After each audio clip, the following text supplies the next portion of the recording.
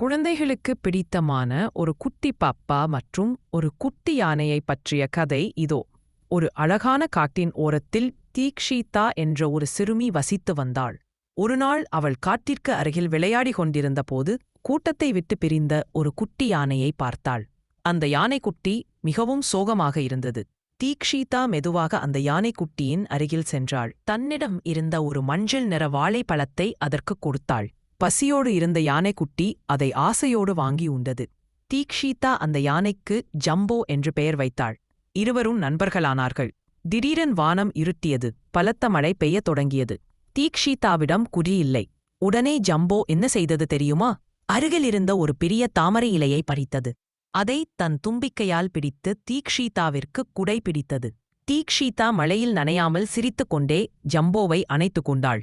மழை நின்ற பிறகு தூரத்தில் யானைகள் பிளிரும் சத்தம் கேட்டது. ஜம்போவின் அம்மா அதை தேடி வந்திருந்தது. தன் அம்மாவைக் கண்டதும் ஜம்போ மகிழ்ச்சியில் துள்ளி குதித்தது. ஜம்போ தீக்ஷிதாவை தன் தும்பிக்கையால் மெதுவாக தொட்டு நன்றி சொல்லியது. தீக்ஷிதா ஜம்போவிற்கு ஒரு பெரிய டாட்டா காட்டினாள். கதையின் சுருக்கம்: நாம் காட்டும் ஒரு சிறிய அன்பு பெரிய நட்பை உருவாக்கும். கதையை